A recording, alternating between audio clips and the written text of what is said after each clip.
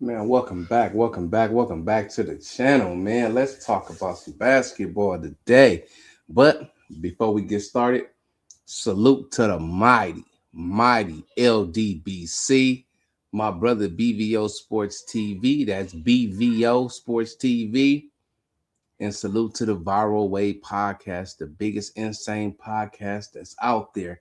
It ain't nowhere if it ain't Viral Way. Um, let's talk about it, man. I know I ain't been around for a little bit, you know what I'm saying? I took a little break off of going live. But I'm back. I got a special guest tonight waiting on my brother Bread to pull up, cornbread. He want to talk a little basketball, but until Bread get here, y'all got me, man. So let's talk a little bit about it, man.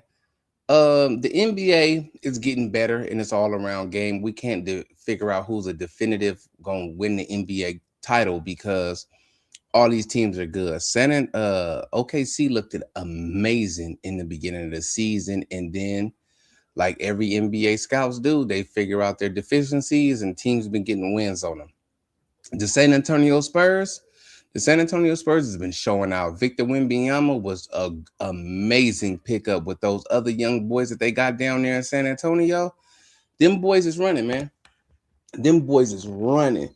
Shout out to Cade Cunningham in Detroit. Those boys is doing their thing. Boston still trying to act up, man. Houston is doing good.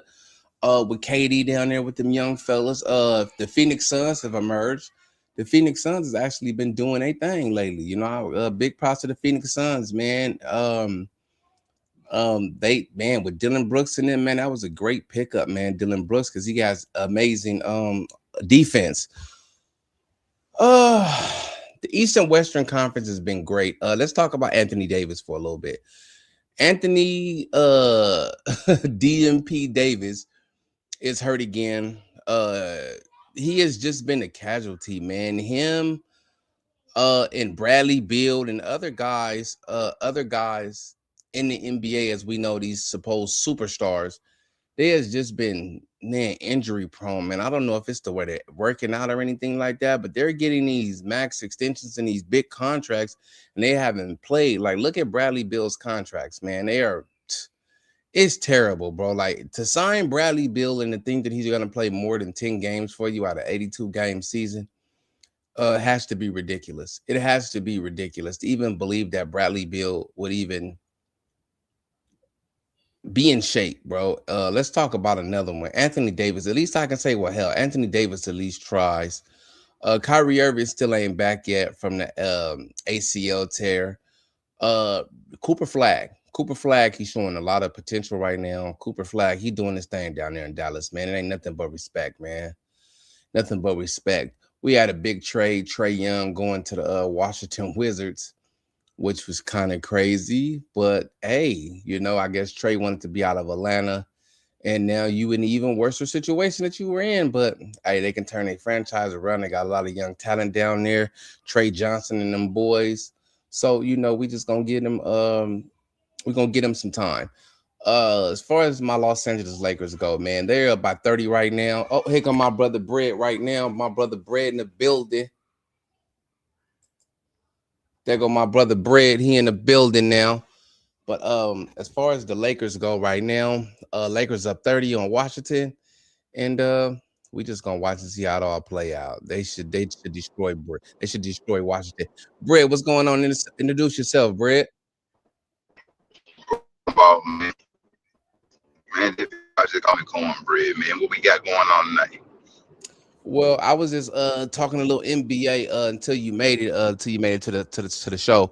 What I wanted to pick up was what we left off in the gym the other day. We spoke we spoke on Kobe Bryant and Brandon Roy, and I wasn't sure if you were for certain who Brandon Roy was, because when I told you that the 08 09 2010 season that they was he was hurting, Brandon Roy was hurting Kobe Bryant, you didn't believe it. Like, did you look up any stats or anything like that, or look at any old games?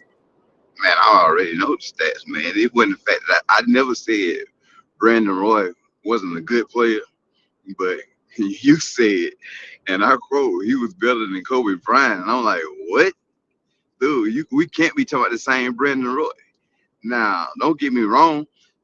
My problem was that you was trying to kind of put somebody on a pedestal that had a 2 to 3 year run versus somebody that been doing this for 15 to 20 years and say he built. I mean, I compare him really to not defensively, but when you talk about offensively, Gilbert Arenas, he had a 2 or 3 good year run.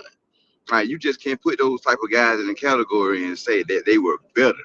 That's, I mean, that's not basketball, man. I never said he didn't have.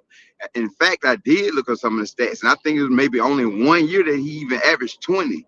And I don't even think he had like a bunch of assists to go with that 20. So if you telling me you got the ball in your hand the whole time and you only producing 17 to 18 points without at least 7 to 8 assists a game to back it up, what we talking about?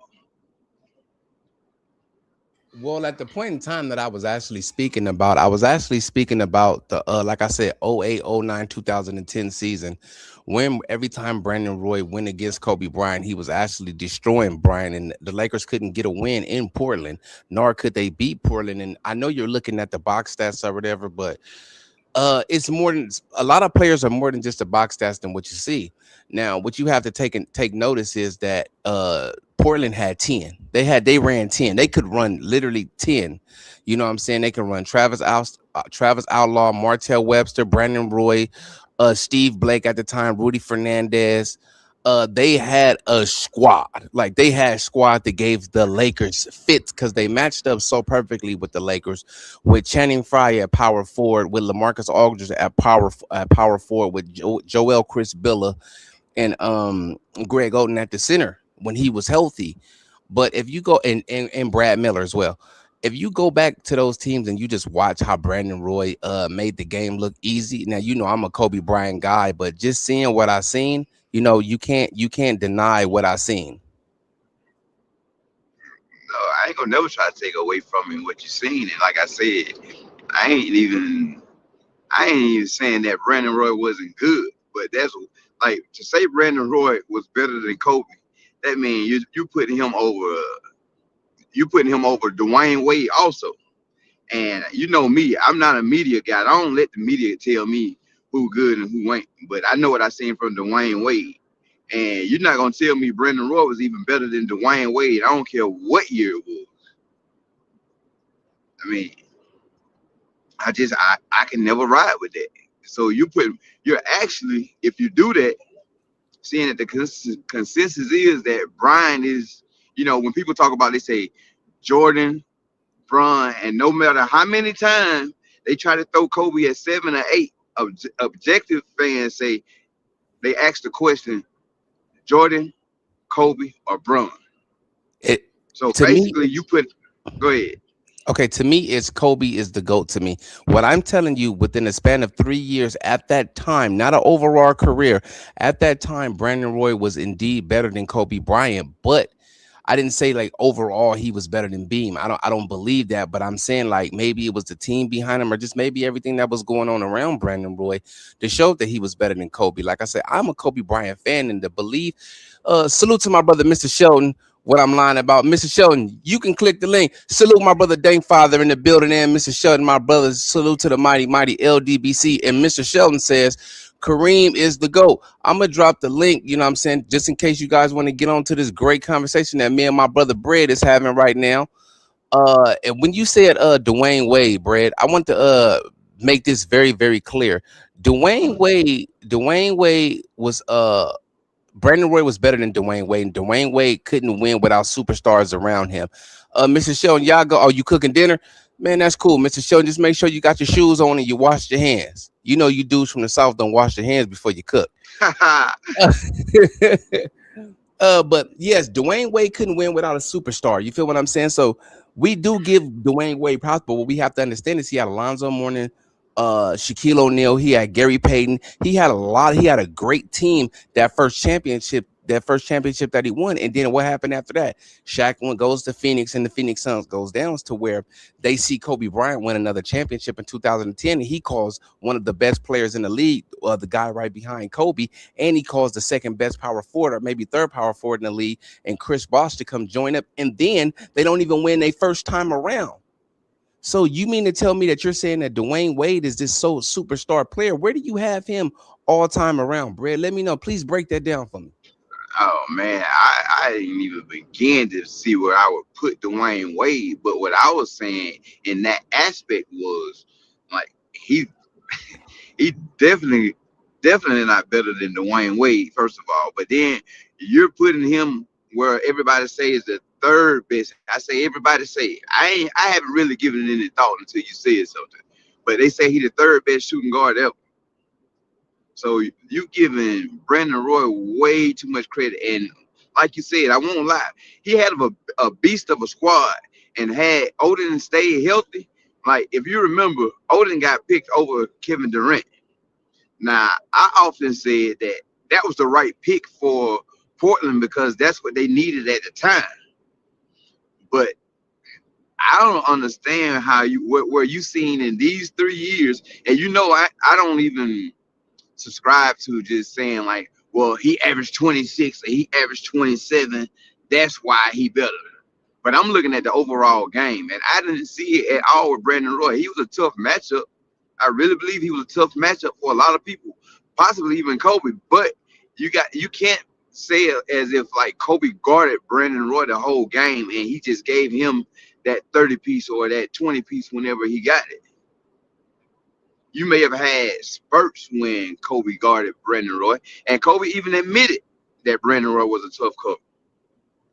But you would never hear Kobe admit that Brandon Roy is better than him. Only person he get that credit to is Jordan. And that's a fact. But like I say, I'm not biased. And if you guys are looking up for the score with the Lakers and the Washington Wizards, the Lakers are up 97-61 in the third quarter with 6 minutes and 16 seconds left. The thing is this, what I'm trying to tell you is I'm not saying that overall he was better than Beam. I'm telling you that for a stretch of 3 years, maybe 2.5 years, he was better than Kobe. Look at the win-loss percentages. Who's my brother? Okay. This is my brother Acavelli in the building. Salute my brother Acavelli. What's good, bro? You can hear me? Yeah, I hear you perfectly, bro. I hear you perfectly. But what I'm saying is for a stint of 2.5 years, maybe three in the win-loss ratios, and Kobe Bryant was the main defender on Brandon Roy because Travis Outlaw was just too big for him. And Martell up the heights. Look up the heights. And if you look up the win-loss ratio, the Lakers were getting dominated when they went up to Portland. That's all I'm saying. I mean, like you said, I mean, for some odd reason, when Brian Grant got to LA, he act like he forgot to play basketball. But up until Agreed. up, Agreed. up until Agreed. then, 100%. up until then, man, that squad was ideal, man. I mean, like, let's just be honest about it. The squad was better than Bryant's squad. Bryant, the only squad I feel like Bryant had after Shaq was the year that they brought Ron Artest in. All that other stuff was, for lack of a better terminology, I'm gonna say trash. I do not And agree. let's just be, I do huh, not agree. And I'm going to tell you why man. I don't agree. I'm going to tell you why. Remember, the only change was Trevor Ariza for Ron Artest. Remember, Trevor Ariza won them that title on defense when they won the title that year. That was No, he Trevor was good Ariza's offensively defense. too. Now, And he was great offensively. Don't get me yeah, wrong. He was great offensively as well. But when you say that the only squad they had is when they traded for Ron Artest, no, what about the year that they won? They won before Artest got there.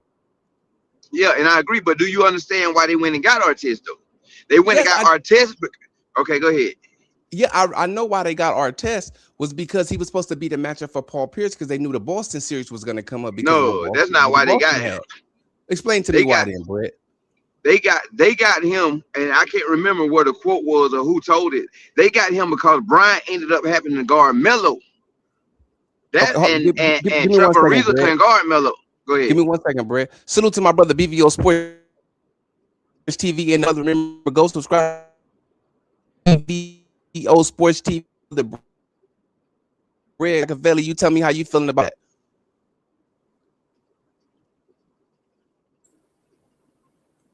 I mean, like I agree with both of y'all point of views. I agree with both of y'all point of views. Um, I think it was just a case of what you got to work with. That's how I look at it. That's how I kind of look at it. You know,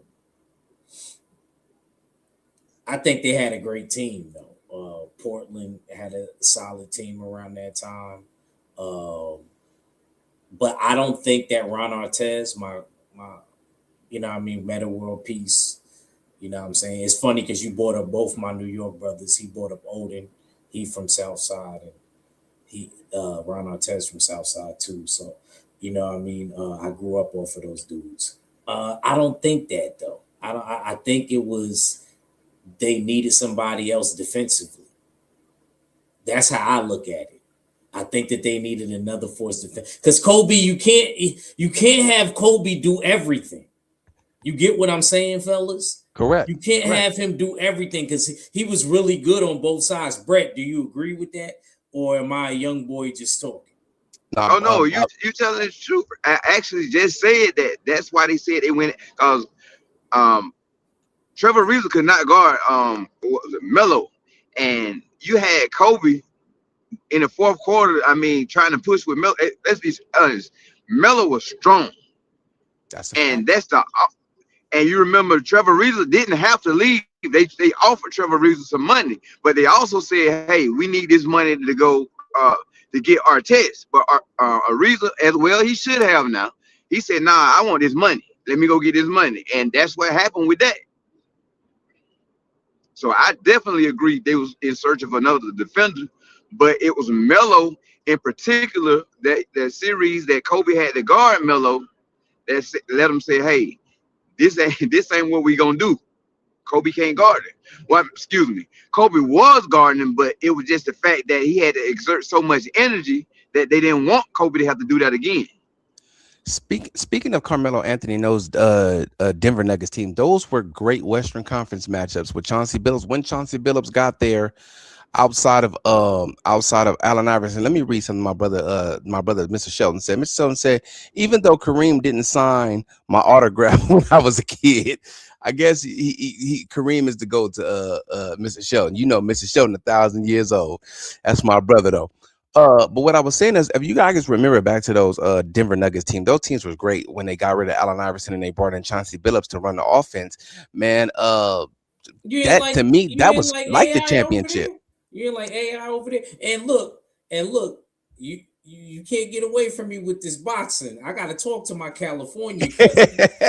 We gotta have a long talk tonight. I, We're I'm gonna with it. have to get on the basketball in a little bit. Sorry to break y'all wisdom, but we're gonna definitely have to switch to boxing. And he Insane know what I'm gonna ask him. He knows exactly what I want to ask him. It has to do with the West Coast and the Midwest. But go ahead, continue. I'm sorry. What I was saying was those Denver teams was great. Like I said, those were the championships. Those were the championship teams. That could have been a championship series right there. I could have watched that series go all day, but Kobe Bryant showed you his toughness, his his skill to show you I can guard on both ends. I can guard on the defensive end and offensive end. Brad, this is what I talk about when we be hooping, Brad. I say, I love playing defense, but I can play offense as well, and I bring both to the court. So, I mean, y'all got to tell me, would those Denver teams have won those titles if they would have beat the Los Angeles Lakers? Definitely, definitely. Melo, I ain't gonna call him trash, but Melo, I didn't like Melo game once he got to New York. Like he stopped banging in the post. He was more of a I'm gonna show you what I can do from mid range. But when he was under that basket, man, look, that dude was a load, man, to deal with. I used to hate him. I ain't gonna even lie to you. Then you had J.R. Smith flying through the air. I mean, dude, wasn't nothing you could really do with that team. It took the Lakers to beat that team. Honestly, it did. Hey, J.R. Smith back then was amazing, bro. J.R. Smith was so much wasted potential because I feel like if they would have, I feel like J.R. could have took a team to the playoffs by himself. That dude had, man, super talent. You know what I'm saying? I don't know why he started settling for threes the way he did because that guy was flying off of the TV screen. That guy was actually amazing. You know what I'm saying? And like I said, those teams were great. But we had a conversation again in the gym too as well, Brett, and we were talking about the Scottie Pippen led Portland Trailblazers against the Lakers because you had said something about the Lakers were cheating against the Sacramento Kings. What would you say again, Brett? Talk to me about that. What you say? No, sir. I never said the Lakers cheating. I said Tim Dunleavy Hmm. admitted to, and I remember when it was. It was during the Lakers and Celtics series, the first one, and he was telling how the referee was throwing the game, and he named some of them. In particular, he named Sacramento. The only problem with it was the only problem with him naming Sacramento was, like you said, I will give you that they missed the free throws that they were given. That they were 27 free given. throw to be exact. But as far as me saying that Sacramento cheated, I never said Sacramento cheated. I said Tim Dunleavy admitted to it. And the reason I think he did that was to take some of the heat off himself to say, look, if y'all put me in prison for this long, I'm gonna tell it all. And I really think that's why he started telling some of it. He didn't tell all of it. It was just a warning shot to him. And the man only got a year in prison. So you tell me. He said, in fact, he said, and you can't find his interview no more because I done looked it up. He said, if you want to if you want to see something, go look at the Lakers and Boston series now. Man, look, anybody that's seen that first Boston series and Lakers, man, they beat the crap out of Kobe, man. I'm talking about this dude couldn't even get a foul call during flagrant foul. It looked like it didn't look as bad as Detroit and Lakers all over again with not Detroit and Lakers, but Jordan and Detroit all over again. But if you go back and watch that series, man, Kobe got hammered, man.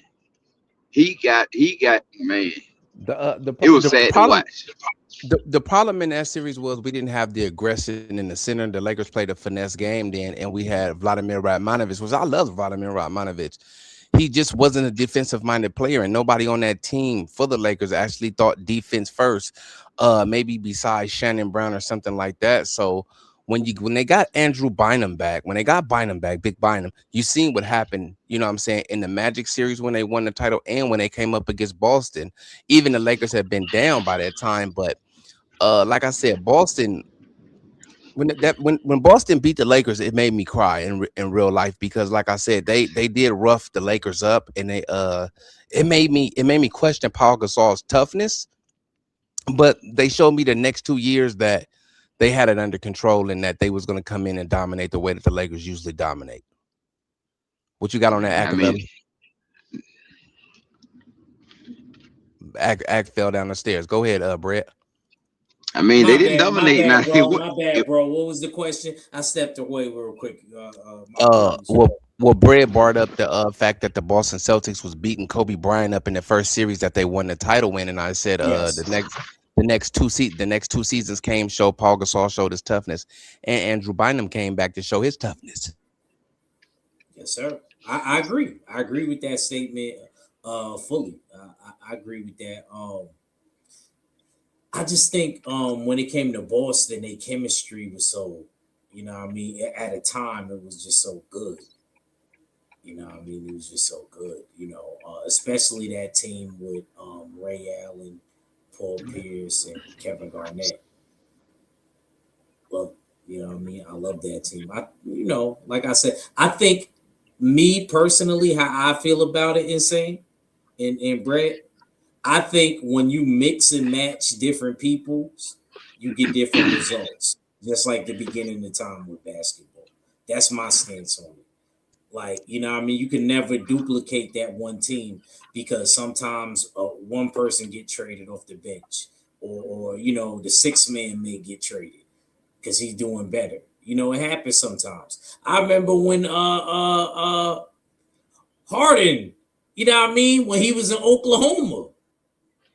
He wasn't really that dude yet. But he ended up showing up and showing out, what I mean, later and ended up going solo dolo and becoming a star. So you know how it goes, man. It just depends on, like I said, the situation and the timing. It's just like boxing.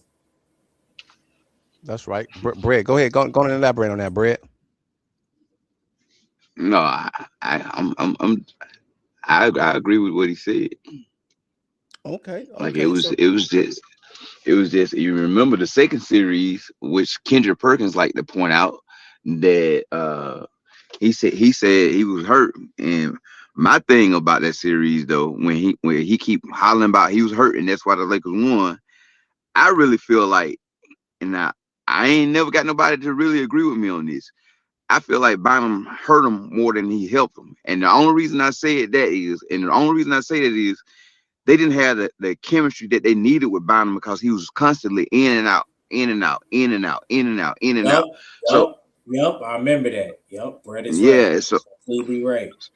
That's so what I I really mean. That's what I was saying. That was my point. That I was my cannot point that agree Brett with is none of saying. that. Nah, but he like that chemistry is important, bro. Like when you Okay. start mixing and there's very few players that you could just put on the team and they gonna win. It happens every once in a blue.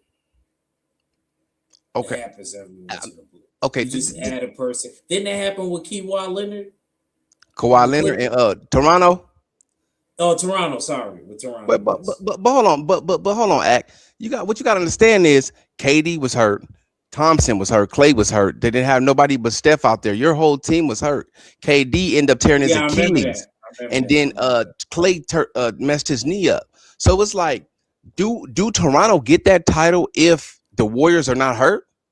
Is it their fault that the Warriors are hurt? No, because they got to put whatever they have out there. Everybody, it's the next man Yeah, up. that he But always bitch at me about Hollyburton. I don't give a fuck about him and the Knicks winning with the Pacers because I had a bet and everybody was tearing me down. No, was it the Pacers? No, it wasn't the Pacers. With the Celtics and sorry, with Tatum. And they just kept coming at me like, yo, Act, you know what I mean? They gonna beat your Knicks. They gonna beat your Knicks. Oh, if Tatum didn't, if this didn't happen with Tatum, I don't give a damn. We packed him up.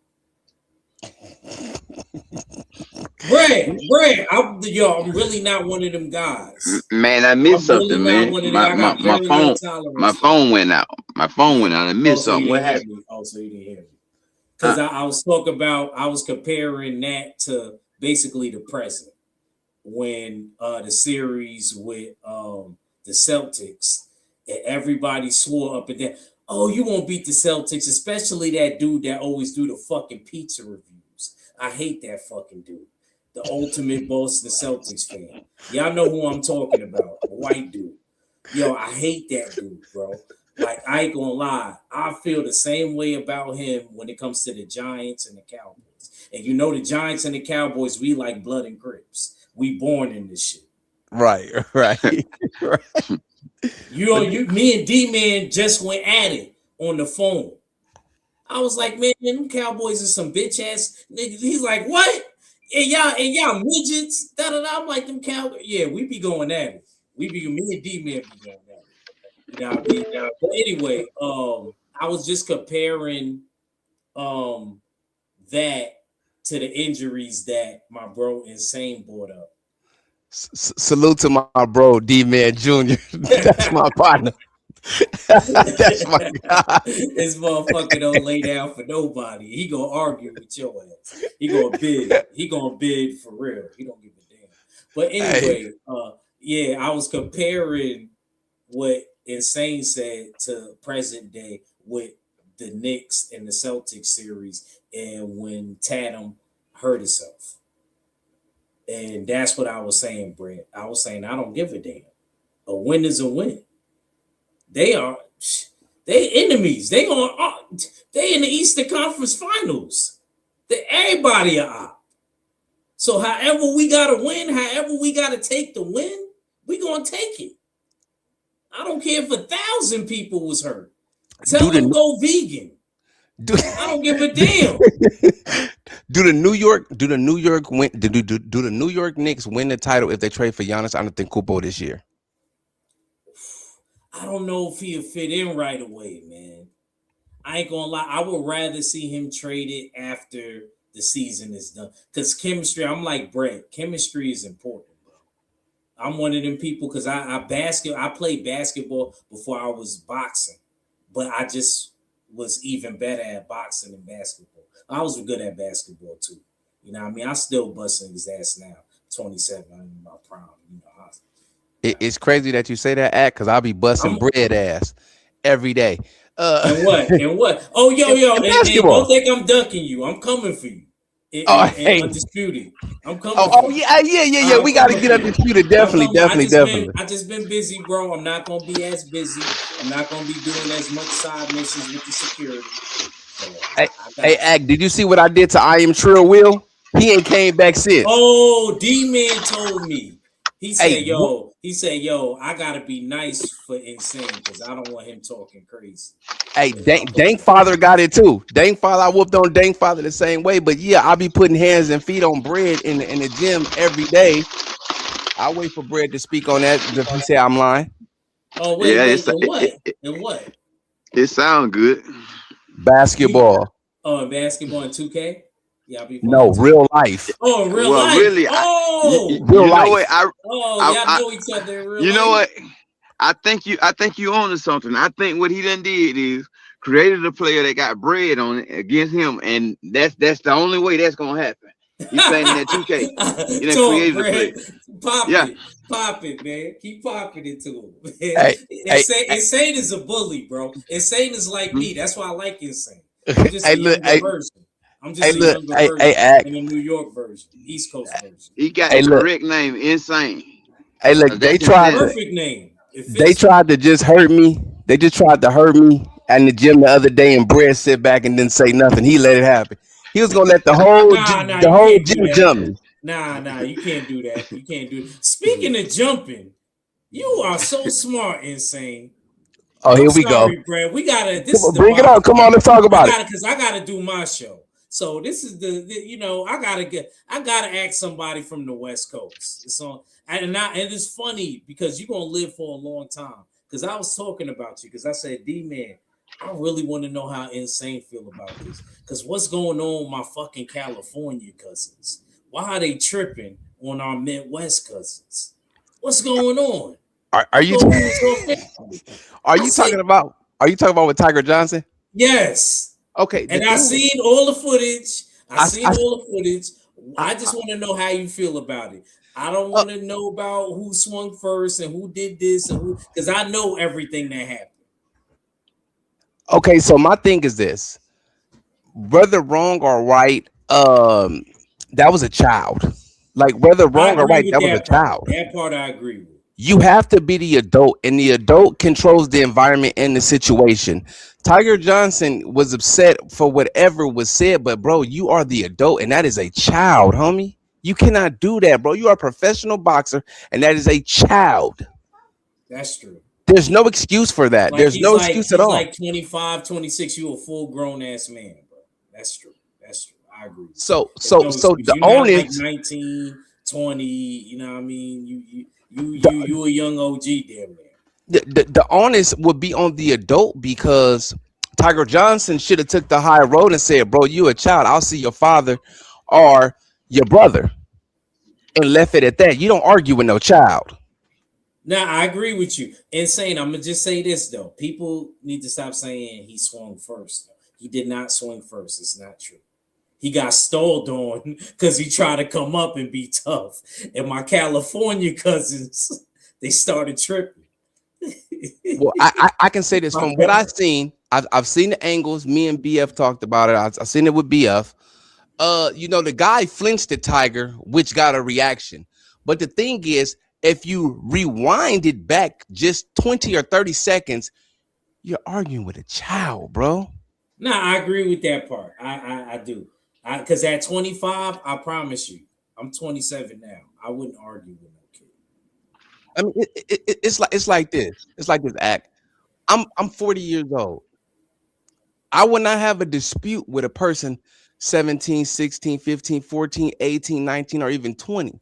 because I'm the adult in the room. I'm gonna act like an adult. And Tiger Johnson is making his money. He's upcoming in his career. He has a lot to look forward to. But you put a stain on your mindset because your mind said, "Let's go," on a child. You had no breaks when it came to a kid. You can't make that make sense. Common sense says this is a boy right here. Where's the adult at? We look at kids The and we adult laugh at did. them He and walk stepped up. away. You heard the bald dude. You heard the bald dude from Oakland. He said, "That's a child. This is Right. that and the third." And then Tiger walked up, and then the dude with the afro that was on the side, he tripped. So let me ask you a question. Y'all Oakland niggas be tripping. Let me find out my Oakland cousins a trip on somebody. Let me ask you this question.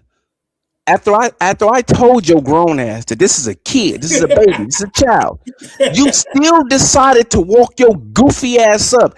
Anything that happens after that is an act of violence. When you walk up and I just explained to you, this is a kid, this is a child. What, you gonna put your hands on that kid? Then you're gonna be in jail. You're gonna F around and get sued. It can be a lot of consequences and repercussions behind that. Now your credibility has took a hit now because you're a damn fool. Because at the end, in the beginning, in the middle of the day, nigga, that's a child, bro. You wrong. You always gonna be wrong when it come to kids. I don't care what a kid did. Nigga, you wrong. Yeah, he only really said something. He said some slick shit to him. He was popping it real quick, Sean. And then like I told you, the OG checked him. I think that's not the only stain. Insane. I think you wrong about one thing. You're not seeing. Tell me what I'm not seeing. Optics was bad. Forget the kid part.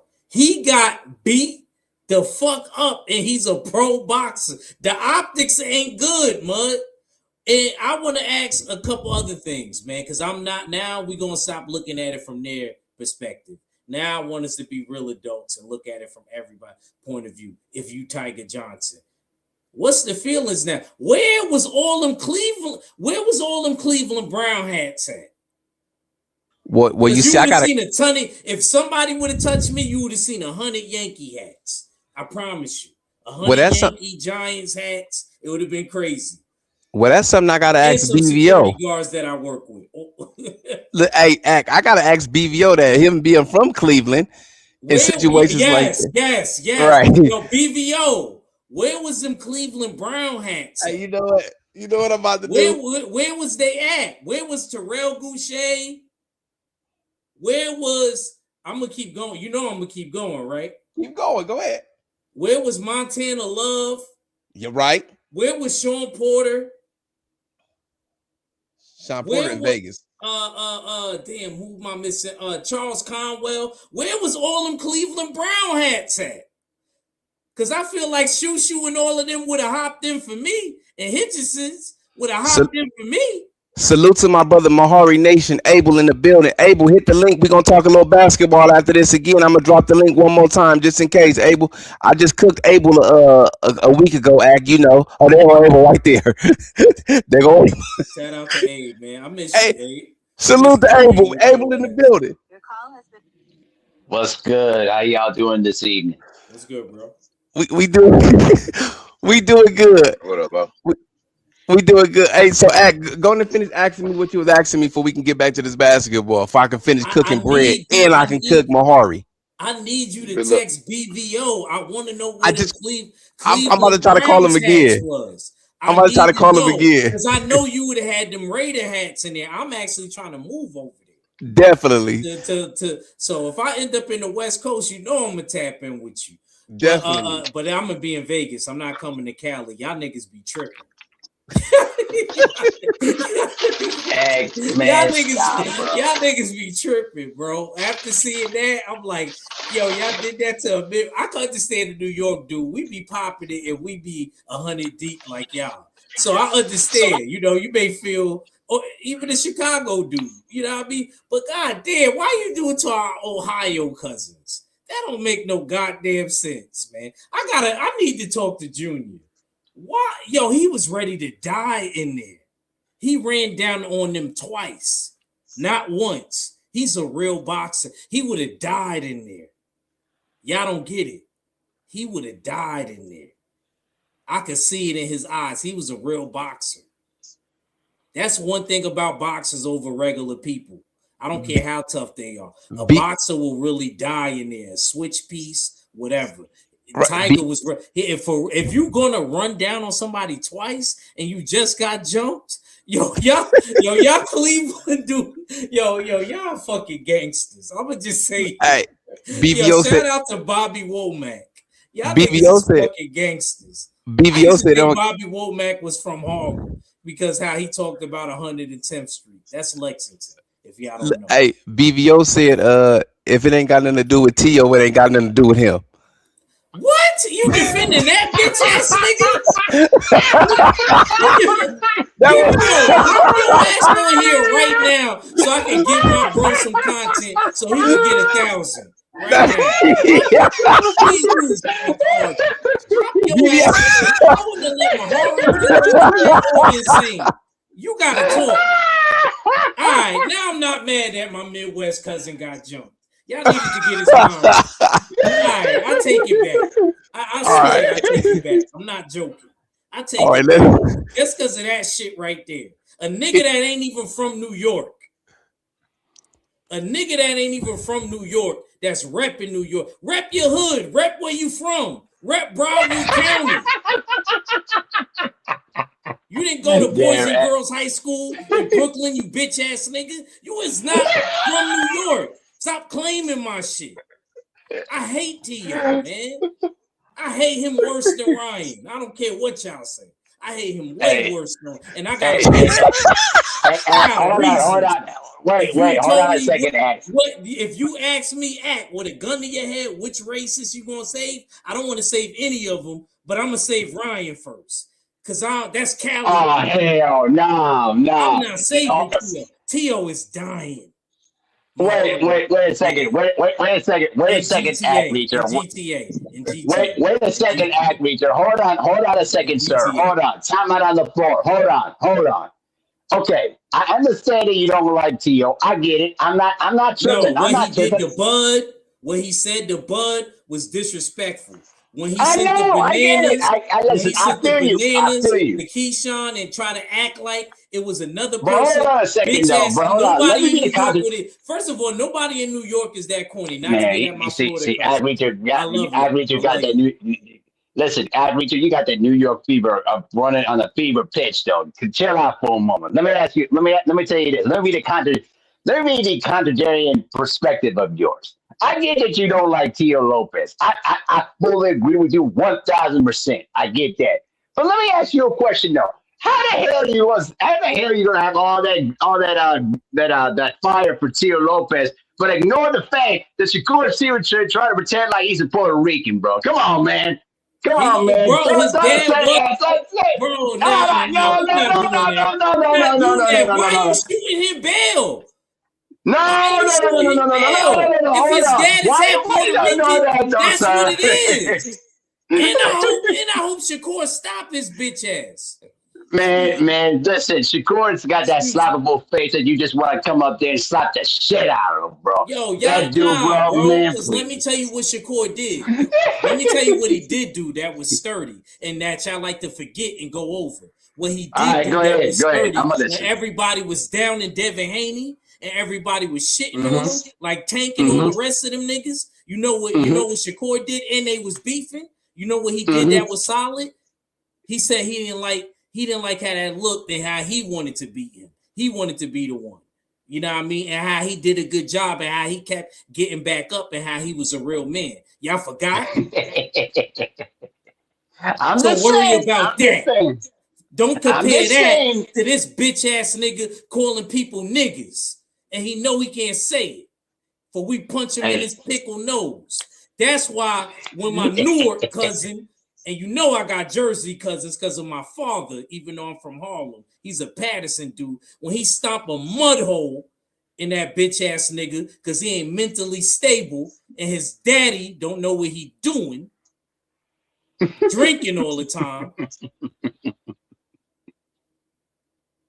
then we ain't got to worry about him for a little while. He going to be depressed and go on a drinking spell.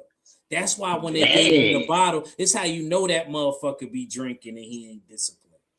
because you heard what my OG said, Jay Prince. When Shakur Stevenson said, I got this bottle for your father, because he was falling all over the lobby in the hotel. And y'all niggas, that's how I know y'all ain't New York niggas. I would have never give me the money. You ain't gotta book my fucking hotel. I'll book my own fucking hotel. You heard? What the fuck you want? I'm booking my own hotel. You don't gotta book my hotel. I'm grown. You got. Let me, Mr. Act Reacher, you got that New York fever pitch, like you about ready to kill somebody tomorrow night. But no, it's not like that. It's coming off like that because I'm passionate. I'm like BFTB. I know, I get it. I listen. I'm very passionate. Listen, brother. It's not that at all. But let me tell you though, if that would have happened to me, all you would have seen is blue Yankee hats on my mom in a couple of man. Please don't bring up the Yankees. And I'm bringing the Harlem Globetrotters in. No, might even see Davies. Wait. Okay. Let's get back to a little basketball, y'all. All right, there you go. Back to a little basketball. But I'm gonna let my brother Act. I'm gonna let my brother Act go off for another 1 minute. Go ahead. You guys, I'm done. Off you good? I could go. I just want to say this. I'm just gonna say this. He shouldn't have ran down twice. That was dumb. I understand the first time he was going off an impulse. That was stupid. And you should ignore it. He was a kid. I'll admit that. But at the end of the day, he got jumped. It is what it is now. You can't. It's up. You can't be mad. You know what I'm saying? You can't be mad at. Act. What you saying that? Okay. So my son is 16 years old, right? And if my son is talking crazy to you, and I'm not even. I'm like, hey, that's a kid. He's 16. He's like he a baby. Like he a kid. If he was 18, we would have had to have a conversation. Yeah. That's an adult. That's an adult. We'd have to put him in the shock program. Right. But anything as a minor, you are in the wrong when it comes to dealing with any type of minor in a physical way. You are wrong. Your hands is registered. Right. You are wrong, nigga. You trying to fight a child. As he bleeds, you gonna get an assault charge. I do agree. That's one thing that I can't take away that I agree with y'all. Okay, and one last thing before we one more thing before we get back to basketball. Fuck Ryan Garcia and fuck Teofimo Lopez. I wouldn't save none of them motherfuckers. I agree. But if a gun is to your head, all right, so we all dying then. If a gun is to their head, I'm pulling the trigger. No. I didn't say to yours. The situation is to yours, not theirs. I wouldn't go that far. Wait. He said he gonna punch the dude trying to take the gun. See, my California cousins be tripping. They be tripping. So this is my question for Bread. This is my question for all y'all, but I want Bread to say something about this. Bread said his favorite player is Dwayne Wade, right? And I want to know what makes Dwayne Wade your favorite player, and what has he done to outshine guys like Kobe Bryant? Has he done, Brett? Explain that to me. What? Before Brett, I'm sorry. Before you go, why he gotta explain what his favorite player? Because Brett with that bullshit. Bro. You a bully, bro. Brett with that bullshit. But I want to hear this. It's like rap. I like people for different reasons. They beat selection. They might not even be saying shit. But go ahead. Go ahead, Brett. First of all, you really represent me because I ain't never said Dwayne Wade was my favorite player. I really don't even like him. I say the dickhead, yo. I can't win, bro. Everybody on a Kobe dude. That's his hands down. But what he said was that. But you don't hoop in Kobe's. Say what now? But you don't hoop in Kobe's. Nah, I ain't got no more of them. All right, go ahead, Brad. Go ahead, Brad. As long as he owned a pair, he's good. I don't know what Brad let a man hurt me and didn't defend me like as my homeboy. So I don't know what to say about Brad after that situation. But go ahead, Brad. I'm gonna let you speak on that, Brad. Go ahead. After I was busting his ass. No, you need to tell them what you said. You said that Brandon Roy was better than Dwayne Wade. You said yes. that. Yes. Brandon Roy healthy. No, the fuck he was not. Then I gotta bang are the you gavel serious? on you. No, I gotta bang the gavel on you. What is Oh you, my! What? What are Oh you my! doing? Abel. What is you? What? Okay, Abel. okay. Let me I know understand. you ain't in the car with this nigga. Wait. Hold on. I need to understand this though. So, like, what's the premise of this? Oh This my topic? God! From a span from 2008 to 2010, Brandon Roy was the best shooting guard in the league. Yeah, so basically what he said was Brandon Roy was better than Kobe Bryant. For 3 years. For 3 years, that's it. Nah. Where am I wrong at? Hold on. You talking about Brandon Roy before the knee injury? Yes, before the knee injury. Was he in the first team defensive? Like, what are we talking about, bro? Well, hold on. Was he all around? He wasn't all around. He was straight offense. He had defense. B. Roy? You tripping, act right now. You tripping, bro. You tripping. I don't remember him on defense. I remember offense. Hey, Abel, you remember Brandon Roy, bro? Before the knee injury, was Brandon Roy not the best shooting guard in the game? He was one of the best shooting guards in the game. Not the best. Thank you. He was one of the best. That was the argument, bro. Brad is right. And I think D-Wade was better. D-Wade was better all around. D-Wade couldn't even shoot the 3-ball, nor did he have elite defense. Bro, the 3-ball didn't matter until fucking Oakland, until Golden State. That shit didn't matter. Hold on. No, act you wrong because it came upon in 2004 with them Phoenix Suns when Steve Nash came from Dallas. Don't do that. Nah. I don't remember that. I don't remember that. Abel, am I lying? Hold on. So let me get this straight. Niggas live and die by the 3 right now. That was now. the Phoenix Suns. Steph Curry is the great. He got to be on your Mount Rushmore because he's one of the few people like Jordan that changed the game. I never remember. Who am I putting Steph in front of? I'm not putting him in front of Magic. Look. Hold on. I am with him. I put Steph. I would put Steph in front of Magic. Abel, you don't know shit about no damn basketball. Hold on, act my bad. This motherfucker just said he would put. Abel, you just said you would put Steph Curry in front of Magic Johnson.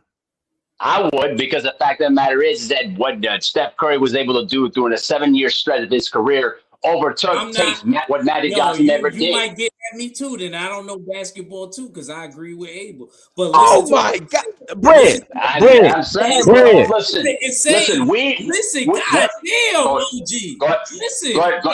Actor. I'll let you talk. Shit. I feel what Abel is saying, bro. You got to understand, only a few players come around like that change the game. When have we ever seen, even in my era, and I'm younger than y'all, when did we ever see people dribbling up, we're on a fast break, and shoot and acting like they going to a rack, throw it all the way back, and shoot the jumper? Steve Nash in 2005. No, he was not. Go back and look at it. No, I remember. Am I wrong, Brad? Bro, that shit is a regular thing now. Dude. Brad, am I wrong? Steve Nash did not have the same ball handling ability that Steph Curry got.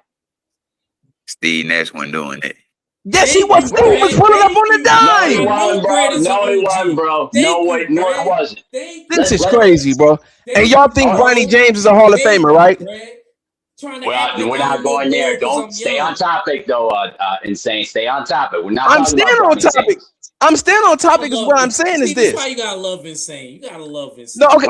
We love you, dog. Okay, so you're put. Okay, look at the stats. Magic Johnson's stats are better than. Shout out to my brother G5 Gabe. What's going on with your G5? What I'm saying is this: y'all are trying to sit here and tell me that Steph Curry is better than fucking Magic Johnson. All the nigga did was shoot threes. We're talking about a man who came in at 6'9" as a rookie winning titles.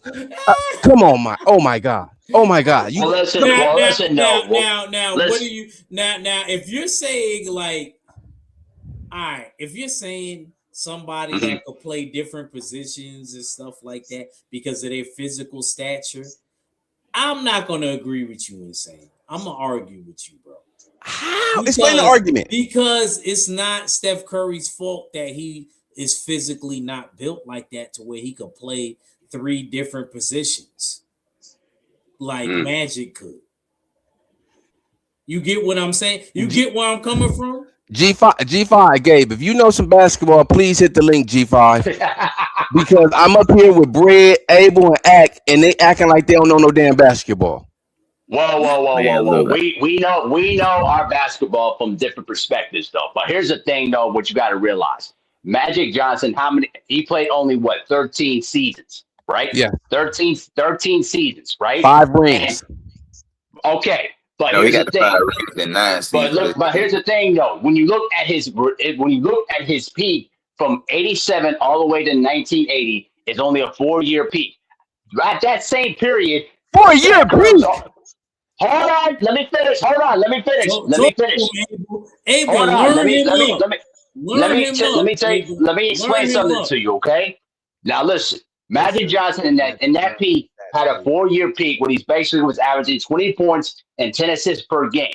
All right. Now I'm just thinking it at the top of my head. But in that same peak, Steph Curry was already averaging 25 to 28 points per game and had some of the highest shooting percentages in NBA history and some of the highest plus minuses in the history of basketball. The guy was already setting records that Magic Johnson in that same period of time was not even doing that. Because the thing is, when you're 6'9", you're able to see over the court and find passes all over the dang time. But if he was more selfish and more aggressive as a scorer, if he wanted to, he could have had those same numbers. But remember, here's the thing. Magic Johnson also had teammates around him at that time, same as Steph Curry too. But the fact of the matter is, when Steph Curry was in that same period here as well, the dude was able to transform the game. He was already set the 3-point line into a different art form that no one in basketball has ever done. You can name all the shooters in NBA history, and Steph Curry overtakes it. Even one of my favorite shooters, Ray Allen. And I love Ray Allen. But I'm gonna tell you right now, Ray Allen doesn't touch what Steph Curry did in that 7-year period from 2014 all the way towards 2023. Okay, let me break this down in a now. different class when it comes to 3-point. Okay, let me break this down, Abel, let me break this down. For one, this is the whole thing. Steph Curry was on his way out of the league. Magic Johnson was never out of the league. We know why Magic Johnson got put out of the league. Second of all, Magic Johnson holds damn near every statistic at the highest of the highest when it comes down to the point guard position. Magic Johnson he revolutionized the game of basketball. Let's check the stats. You're talking about 27 points. Well, Magic Johnson didn't take that many shots, nor did he take that many threes. Also, Magic Johnson did not get the second best score in at that time in the NBA, as in Kevin Durant. Yes, he did win an NBA title over LeBron James, but Kyrie Irving and Kevin Love was hurt. Steph doesn't get that title. Then we seen the real Steph Curry when you go 73-9 and then get sweat. You up 3-1 and then have the Cleveland Cavaliers come back on you, going win 4 straight games. Hold on now. Give me a second. Let me breathe. Let me breathe on. Let me learn you, as Ax said. Let me learn you just for a little bit. So now, what you're trying to say is you're gonna look past all the accomplishments that Magic Johnson had because the guy had an all-star cast around him. Steph Curry had let's see who we had. Let's talk about it. Let's talk about Klay Thompson, the second best shooter I would say in the game at the time. Let's talk about Kevin Durant. Let's talk about that. You guys don't want to talk about that? We don't want to talk about do you want to talk about that? Yes or no? Magic Johnson had James Worthy and Kareem. Magic Johnson, Kareem Abdul-Jabbar. James Worthy came later. His game came later. But that was in the same peak. It was in the same peak in the Showtime era. We got to be real about this. And remember, one more thing. The Lakers also basically fleeced the league when they had the number 1 overall pick after the 1980 season. That's how they got freaking James Worthy. Yeah, they fleeced them, bro. I never heard that one. Good one, Abel. Good shit. Fleeced them, bro. Like, come on, bro. I never heard that term. You never seen a defending NBA champion get the number 1 overall pick in the entire draft. It's never happened before, and it will never happen again.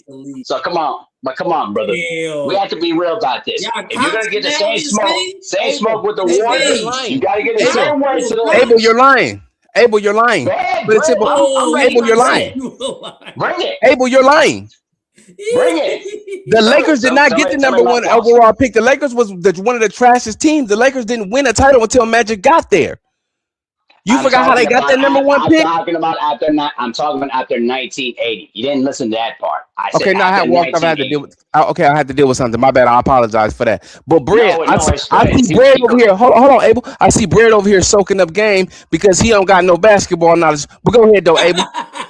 Don't do Go ahead that. though, Abel. Brad know his shit. Brad know Man, his shit. hey, Brett, I'm gonna let you have the opportunity to cook and talk to your subjects, though, man, because I don't want to speak for you, brother. I think you know some basketball. I really do. So, but no, here's the thing about that. Now, let's go back to the guards though for a second, though. But now, in terms of my favorite player of all time is Michael Jordan, undisputedly my favorite player. However, when you're talking about the best player of today's generation, by far is LeBron James. I'm talking about this particular generation. The longevity, his ability to continue to put on excellent stats throughout the later stages of his career has been phenomenal. Now, we can criticize his decisions of all he wants to, what he decided to do with his career. But at the end of the day, I've always said before that when it comes to manipulating the action, ability to play make and make his teammates better, and also in terms of the ability to score anywhere around the floor, LeBron James is the best scorer of this generation. Now, if you consider him the GOAT, no problem. If you consider Michael Jordan the GOAT, I ain't got no argument. I always will say it's apples and oranges when it comes to the GOATs of all time. And saying, you there, brother? I'm definitely here. What I was gonna All say right. was this: as you have Michael Jordan as the GOAT, which is that's what casuals usually have is Michael Jordan as the GOAT because they don't really watch no basketball. Now, what I'm gonna think is I'm gonna slide it to Bread real fast. Bread, you there, bro? Yeah, Uh brother. oh, uh Uh-oh.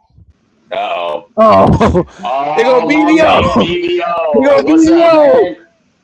Hold on, they gonna beat me Hey, up. Mahari, you been running from me, man.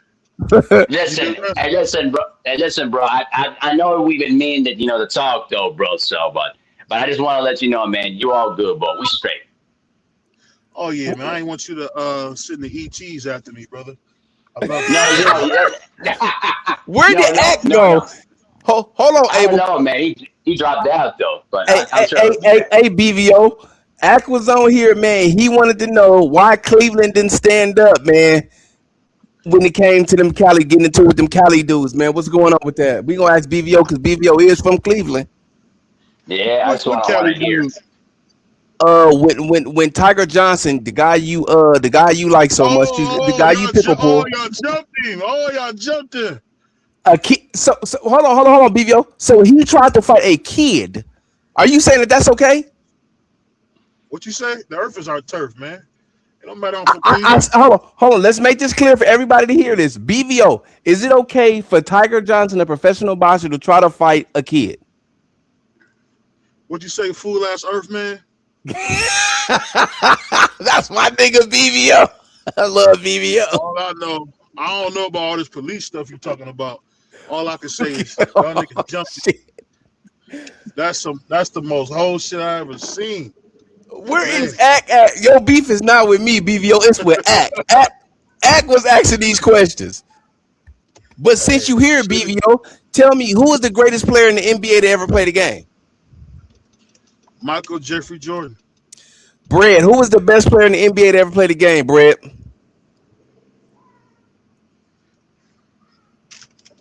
I think. Oh, there you go. Hold on, man, cause y'all finna get me in trouble. It ain't no best player. If you ask me, it's between no particular order. It's between Magic, Kareem, Kobe, and Jordan. No particular order. I mean, that's just it for me. To me, the GOAT of the Forget NBA, LeBron. the GOAT to me in the NBA would never be a dude from Cleveland. Get out of here with that. The GOAT to me is a dude named Kobe Bean Bryant. And I would want to know who would go against that Kobe Bryant is not the best to ever play the game of basketball. You only had one MVP. He Yo, has three. how's he at 3? He got two finals MVP, sir. No, listen, that's a different category. I'm talking Nope. about regular season MVP. Are you talking about the two MVPs that many Kobe fans feel that he got robbed of, '05 and '06? Did he not get robbed? Abel? I can hold on. I can give you. Hey, I'll Shaq give you got oh robbed. 06. Shaq got robbed. I'll give you oh 06. I'll give you oh 06. I agree with that. Oh 05, I can't. Kobe Bryant was the best player in the league in '05 and 2006. What are you talking about? We was losing. We But said we Steve was Nash, losing bad. But Steve Nash transformed that Phoenix Suns team that lost 60 games in oh 04, and then basically turned into the best team in the Western Conference that year in 1 year. I mean, okay, I can understand that, but Kobe Bryant was still dominating the league, and I'm saying we know what But happened. We know what we happened in understand Denver. that. We know what happened in Denver, Colorado, which made Absolutely, which made absolutely. Kobe Bryant lose the MVPs. Now BVO want to say he want to give it to Shaq. I would never give anything to Shaq because Shaq didn't deserve it that year. Well, I will. I can understand to maybe a partial point, but even then, I would say that Shaquille O'Neal he was trying to prove that he still had something left in the tank after those three championships. But the problem is he was such a fat ass by eating all those damn Big Macs that he basically ate himself out those years. That's why you think Kobe Bryant basically got tired of Shaquille O'Neal's bullshit because Shaq kept eating fat Big Macs and then did not take care of his toe issues. So. But no, let me get back to the point. Now, when I say that Kobe had a case in '06, I can get that point. That he had a case. But when it comes to '05, Steve Nash was the big difference that year. Now I will say there was some political stuff behind Steve Nash's two MVPs. That I can understand that. But '05, he was perhaps the best pure playmaker in the NBA. He transformed the Phoenix Suns from a team that wasn't going anywhere in '04 to the best team in the NBA. And more importantly, with Mike D'Antoni running things, they basically revolutionized the modern basketball that we see today. 25 seconds or less, multiple three-point shots all over the court, and then more importantly, Steve Nash. You know, the one thing with Steve Nash, I will say, if he would have been a little bit more selfish and took more shots, he could have averaged much more points than he ever did. That I can say. So that's how I look at it. I think Steve Nash did a lot. It's kind of funny because you're right, Abel, because Mark Price did the same thing, and he never won on MVPs. Right, Those guys, right. those guys, what him, John Stockton, they were not there to score. Well, If here's they the would thing, have, though, BVO. know what I'm Yeah, go saying? Let ahead. me Go finish ahead. saying this. If they Mhm. would have scored more, they would have won more. One of the And you things know, that and held yeah, Steve should have been averaging 25 points a game if he wanted to win a hmm championship.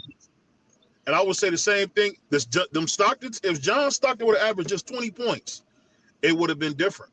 But he didn't. Point guards got to score more than those guys did. That's my only thing. 15 points ain't enough. right.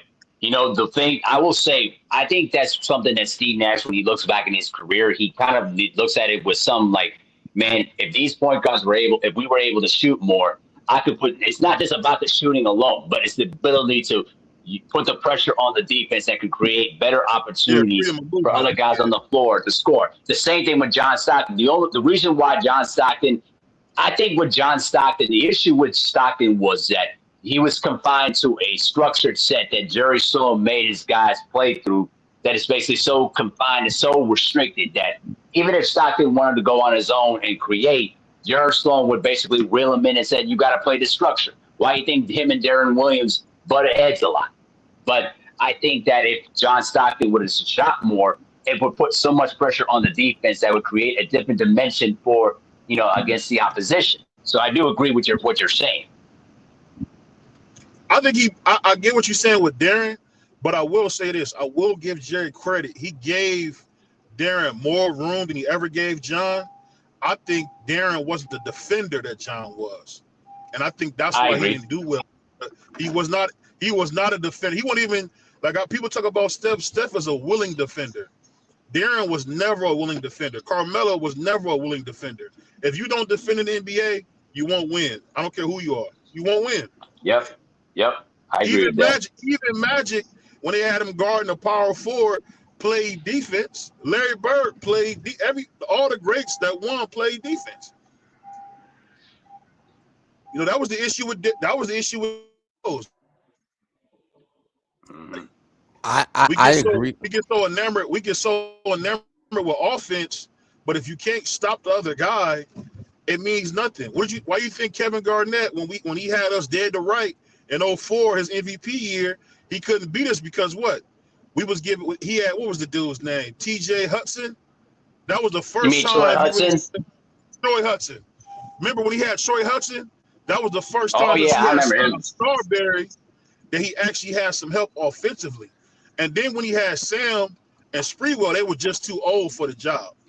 You got to have scoring at the guard position. I don't care who you are. You got to have scoring at the guards. Yep. Are we willing to say that Derek Fisher is better than John Stockton and Darren Williams?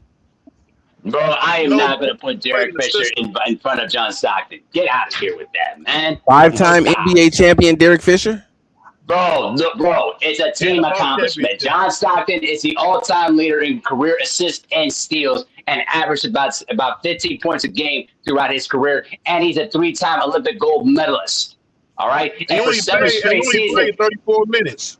He only played Exactly. 34 minutes.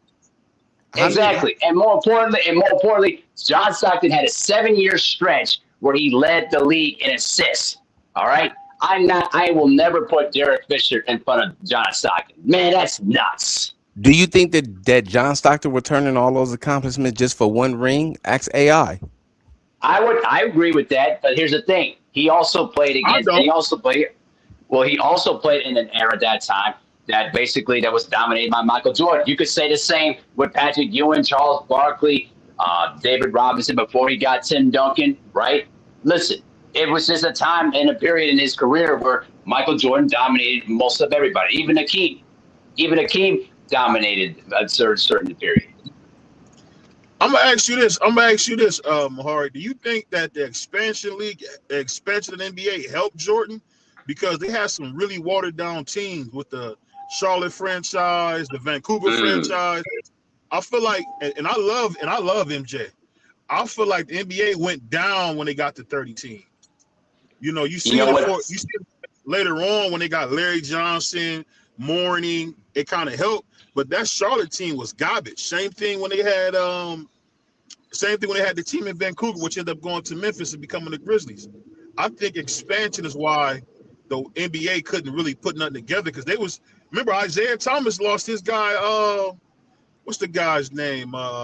Rick Mahorn. McMahon. Remember they lost. That was a key piece on that team. That was a key piece.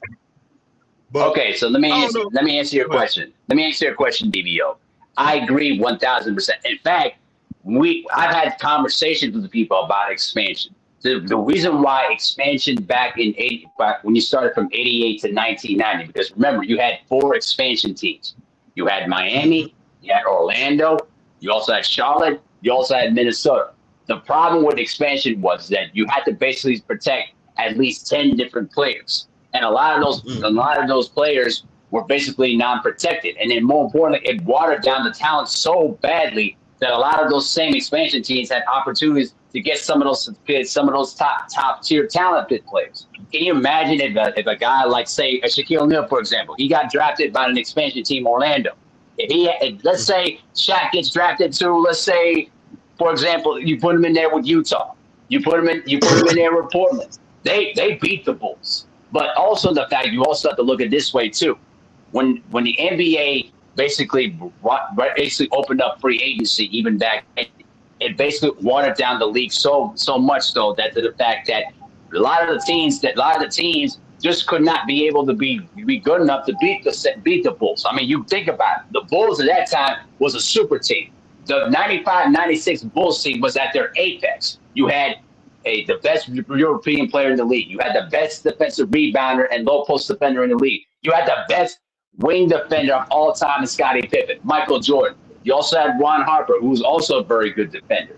You also had Steve Kerr, who could really shoot the three and help other teams too. You had so many talented players that basically went to one particular team, Chicago, but the other teams, it just watered down the league so badly. So that's why I would say that the 90s at that time, it was a fun era, but the talent was basically watered down to a certain extent because it makes no sense that one team dominated a particular period. But I'd say the 2000 was much better. because it was basically much more balanced out. From 2000 to 2010, from my view, is the best era of basketball. I would totally agree with that. I think when you think about the 2000s, that's the thing about the NBA that kind of sucks. Now you had Portland, you had Milwaukee, you had that Heat team. People forget the Heat was pretty good when they had Eddie Jones and Brian Grant. They was pretty decent then. And it's like Very decent. now we got these teams like if you watch LaMelo Ball, that dude's a effing train wreck, dog. Like I've never seen a point guard who can do nothing but score. He can pass, he can, but he does nothing but overshoot the basketball, man. That's all he does in Charlotte. It's like, what are they doing in Charlotte? And I say with the situation with the Charlotte Hornets right now, the Connipper, the dude from Duke, he's actually been balling out this year. But I do think that they're going to have to decide about what they're going to do with LaMelo at this point, because he's going to become a free agent very, very soon. I do think that he would want to play for a different team at this point, but he does have some value that you could trade for. But see, my particular issue with this year's NBA is because of the fact that the 60-game requirement is really.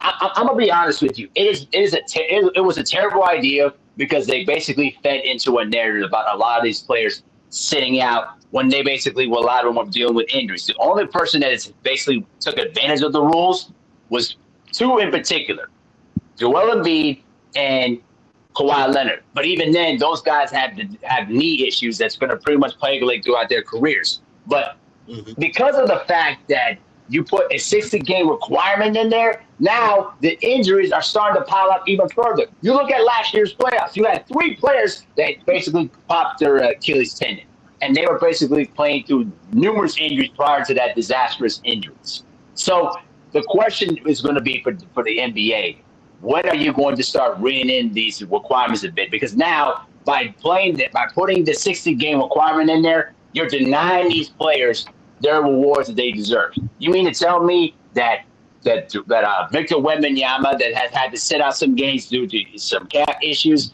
now he's not going to be eligible for MVP? Or Joker, last season he averaged a triple-double. He had one of the best years in NBA history, and now because of his hyperextended knee, he's not going to be eligible to become MVP. I mean, how does that make sense? It doesn't. It shows the fact. It doesn't really make sense. But go ahead, BBO. No, I think you made a terrific point. I think all I would say, Mahar, is that what you're seeing is a reaction to losing dollars. You see a reaction the league is losing credibility. So what they're trying to do is show that we do have a stiff hand, because we got to remember the thing that makes the NFL product so great, that the players play. You don't spend all this money to go to a game and not see your favorite player play. I think the bigger issue is the shoes that the guys wear. You got big men wearing low tops. You remember when we was younger, Barkley's was high tops. I don't ever remember when I buy the old shoes, even Bo Jackson was high top to an extent.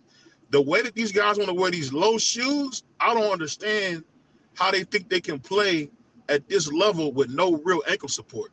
That's what you kind of seen. Like, what's up? And you know what it is? It's because Kobe made it cool to wear them damn soccer shoes when he came out with his shoe line that dudes forgot. That's why you got the high top Kobe when he tore his Achilles, because I think that's the Kobe 10, I want to say. I think that's what I had, the 10. And I think that's all because these guys are not wearing the right shoes, man. Not wearing the right shoes, and they don't play outside. That's one of the worst things. It started at the Kobe 9 first BVO, then the Kobe 10 did it. It started at the Kobe 9, and then they went to they made both versions, low top and high top. But it started at the Kobe. Okay. I was thanks, man. I didn't know that. But you see how much better. You see how, and you know what's sad about that? I'm gonna tell you something that's crazy about that.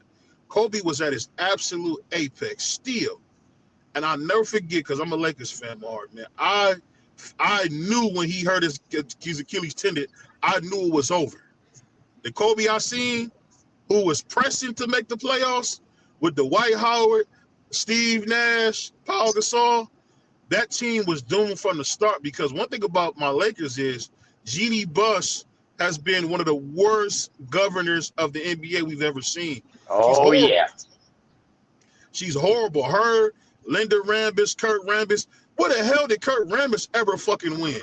Other than when he played with the Magic Man. He was a train wreck in New York. He was one of Phil's loyalists. And we seen the only thing that Phil did with New York is draft Porzingis by accident. That was it. And I don't understand how we don't even talk about that. The NBA, the problem with the NBA, it's a management problem. It's not the players. It's a management and a guy powerful. They're too powerful. I agree with you 100%, though, BBO. See, I actually was on a live stream on a different show on TikTok, and they were actually discussing about the issues with the Lakers. And the Lakers at this point right now, they're basically at this dysfunctional mess. I'm not talking about the team. I'm talking about the front office, because what Jeannie Buss has done to the Lakers, she alienated her entire family by buying out the rest of their shares and then sent it out to this new owner. I forgot what his name is. He owns the Dodgers. I forgot his name. But yeah, basically she's kept a lot of those same people. There's a reason why, and she kept the Brambuses, right? And she basically has kept Rob Pelinka, who's one of the worst GMs in the NBA. Nobody likes Rob Pelinka. There's a reason why he's not been able to make a lot of good moves, because nobody likes Rob Pelinka. But she keeps him there because he's basically the buffer, and basically she trusts him rather than outside hires. He was a Kobe loyalist. That's the main problem. That was an issue. Oh yeah, absolutely. I'm a Kobe fan. I thought that was an issue when he was with Kobe. Nico Harris, that he did that Luka trade because he owed Rob a favor. Nobody wants to keep it real. He owed Rob a favor. That's all that was. Because you got to remember, Nico Harris is the one that bought Kobe Bryant to Nike. Oh, go fucking figure. As soon as you get a chance, you see some dissension in the NBA, you trade Luka Doncic to the Lakers. Come on, man. That's collusion at its worst. Mm-hmm. And then you got Luka playing at an ungodly level, and you got nothing but an old-ass LeBron and Austin Reeves. What are we talking about? Okay, I thought Hoochie Mama was trash from the gate. Nah. But because Hoochie Mama hit a couple threes when we had what's the big head dude, Darvin Ham, who we never should have fired. Now we got another loyalist in JJ. I don't know what the hell I'm doing. Reddick. I don't know, man. My bad. I'm sorry. I'm a Lakers fan. I just hate the Lakers. Talk that talk. I'm a Laker fan too. Talk that talk. I hate what they become. They're a shit show, man. We was never like that. We was never like that. When we wasn't super good after the Magic era, we got Nick the Quick, Eddie Jones. We had Glady Divac. We had a decent roster. And then Jerry bought a Shaquille in 97 and 96. And now you look at him, Mahari, it's a shit show, man. The Lakers, ever since the great Dr. Buss has died, they've been horrible. And then they get mad at the dude LeBron who helped bring us with Anthony Davis, who we knew was a piece of shit from the gate. Everybody knew that about Anthony Davis, man. He was never shit. He wasn't shit in college, man. Yeah, he could put some numbers up, but you guys remember, it was Anthony Davis, Giannis, and Ben Simmons. And the only person who did what they're supposed to do is Giannis. But nobody brings that up. Nobody gives Giannis credit. They want to bitch him on because he want to get out of Milwaukee. Well, the nigga did everything he was supposed to do. Ben Simmons ain't do shit. Anthony Davis didn't do shit. All he did was win because LeBron still has some juice left. That was it. You know what? LeBron. You know what though? You know something, BBO? I tell you this though. I'll tell you this though. You would be frustrated if you were basically dealing with the Minnesota Timberwolves in terms of their history. But I'm thankful we got a new ownership group that basically is trying to put a better team around, rather than that dumbass Glenn Taylor that we had to deal with for 2 or 3 decades and ruining KG's prime years. Good grief, man. There's a reason why I haven't supported the Timberwolves for as long. Man, fuck Wallace Zerbiak. Man, fuck Wallace Zerbiak, bro. I could not stand Wallace Zerbiak. I understood why KG wanted to beat the fuck out of him, bro, because the dude never stopped shooting. He never took a shot that he didn't like. And every time that Wallace Zerbiak shot that ball, bro, Either he was going to miss it off the side of the rim, or it's going to be a freaking air ball. But let me unleash my frustration on the Timberwolves. Now, Glenn Taylor, the only good thing he ever did was save the franchise from moving to New Orleans, because what people don't know is that Bob Aaron was actually looking to purchase the Minnesota Timberwolves from the old owner, Brett Ratner, right? But they actually had the deal on the table to move the team from Minnesota to New Orleans, but David Stern blocked the deal. So, because he wanted to keep the team in Minnesota. So, Glenn Taylor stepped in and purchased the team. But then after that, he hired Kevin McHale, and then the only good thing they did was draft Kevin Garnett. And then they drafted Stephon Marbury in that legendary 96 draft. But what happened after that was a fucking disgrace. After we made the playoffs in 1997, it was our first ever playoff appearance, right? So Glenn Taylor gives KG a $126 million deal, right? Largest contract in NBA history at the time. That ate up the entire salary cap. So then afterwards, Stephon Marbury wanted that type of money, and he wasn't going to get it. And then Stephon Marbury requested a trade. We had Tom Gugliotta too. He was actually a decent player, but then he ended up getting hurt that year in 1998. He leaves as a free agent, right? Then Stephon Marbury requests a trade. He gets a trade to New Jersey, right? That ate up most of the salary cap. We couldn't sign nobody. But then, you know what one of the most fucked up situations that Glenn Taylor ever did was when he gave multiple one-year deals for bum-ass Joe Smith. Bum-ass Joe Smith. And what happened was they gave him underneath the table deals. You know, the same shit that the Clippers did with Kawhi Leonard. And then after that, Glenn Taylor and Kevin McHale got suspended by the league for one full season, and they stripped away 5 future first-round picks in the middle of KG's prime years. Think about it. We went to the playoffs from 97 to 2003, and we got our asses kicked in the first round because we had no talent outside of Kevin Garnett or Wally Zerbiak. Wally Zerbiak was the only solid number 2 that we ever had in franchise history. But because of the fact that the stupidity of Glenn Taylor and Kevin McHale, we couldn't get out of the first round because we had no other talent around. Even when we had Chauncey Billups for a season and a half. Billups wanted to come back to Minnesota, but they couldn't afford it because they had no money. They had no money. And then afterwards, when KG was about to re-sign with a different team, then Kevin McHale decided to step up and bring in Cassell and Latrell Sprewell and had that great 2004 season. But then after that, when they didn't take care of the finances of the team after that 2004 offseason, everything went downhill. The whole team went down the shitters. Remember Sprewell's I need to take care of my family when he declined at 3 years, $21 million. To feed my family, right. To feed my family. Yeah.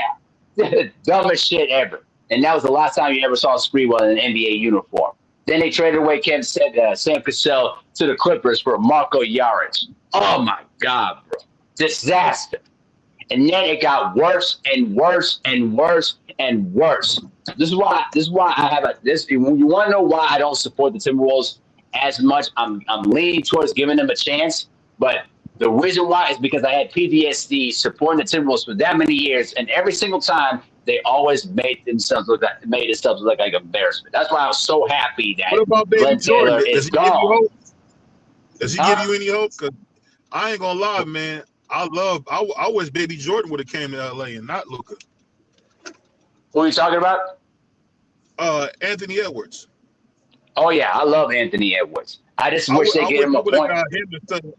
I wish we would have got him instead of Luka, man. Right. I would love for the Timberwolves to get a point guard right now. That's the only wish that we got. The Timberwolves need a point guard, that guy that can basically be a playmaker and allow, Anthony Edwards to do what he does best, score. Because Anthony Edwards is our best playmaker on the team. When they have nobody that can set guys up to basically make the offense run easily. Because anytime that Anthony Edwards tries to make a pass, it looks bad.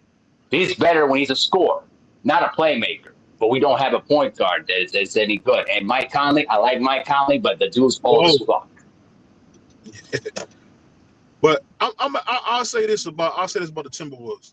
I think the Timberwolves really are paying for that Rudy Gobert trade.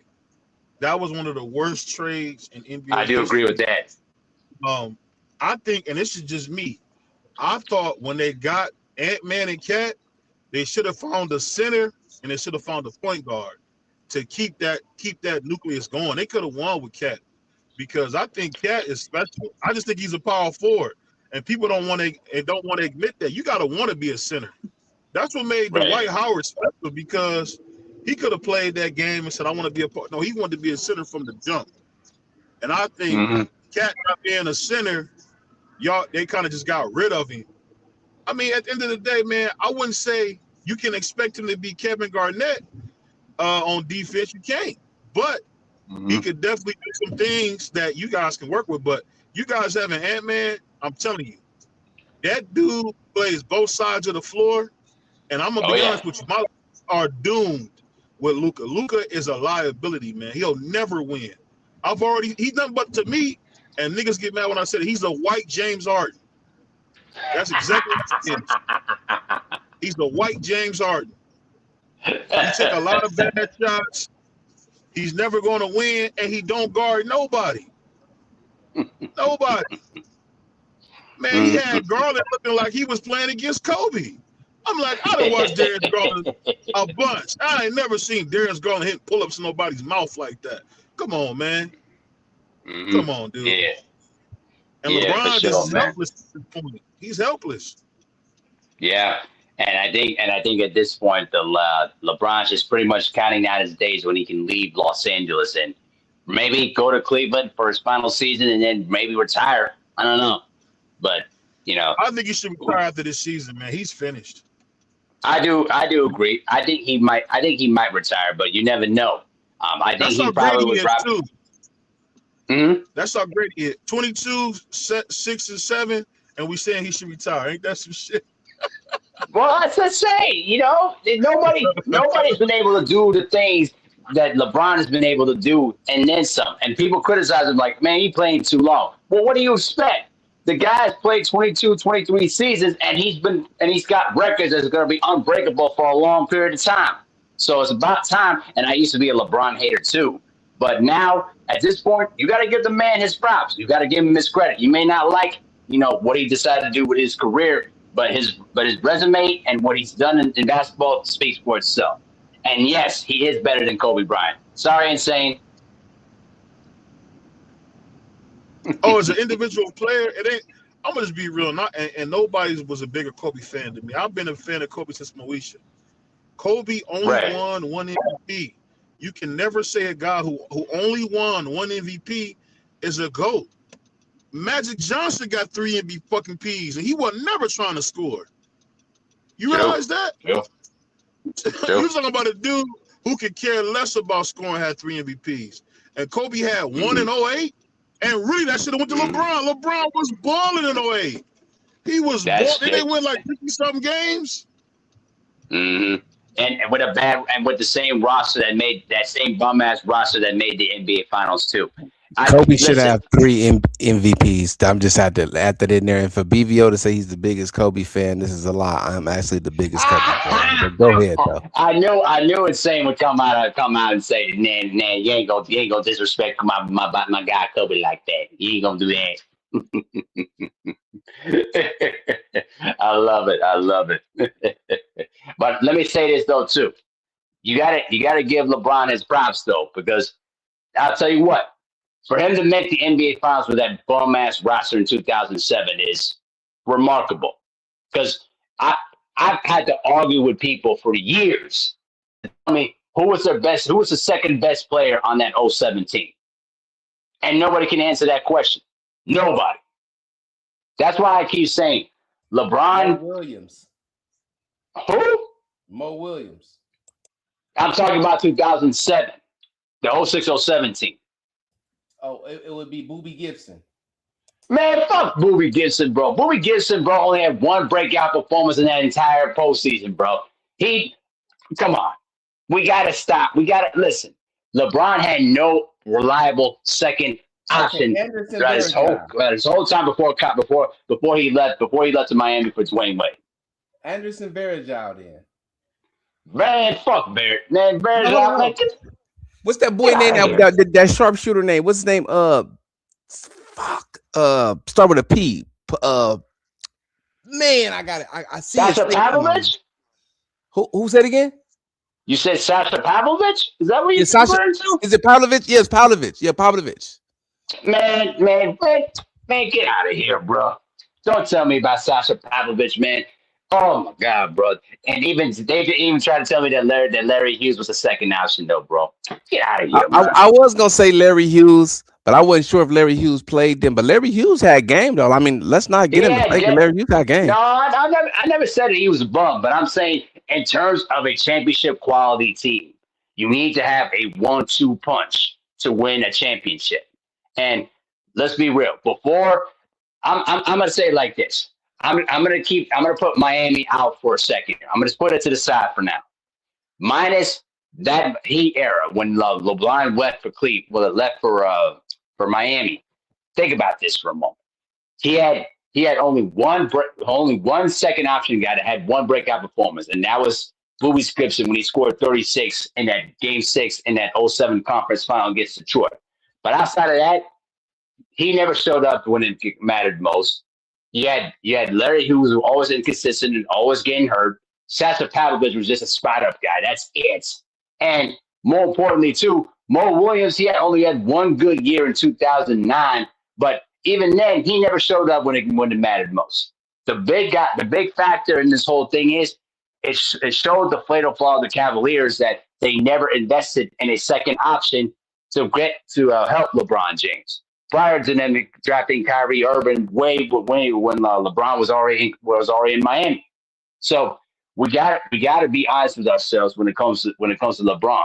The fact that LeBron was able to lift that team to the NBA Finals in '07 with that bum ass roster is remarkable.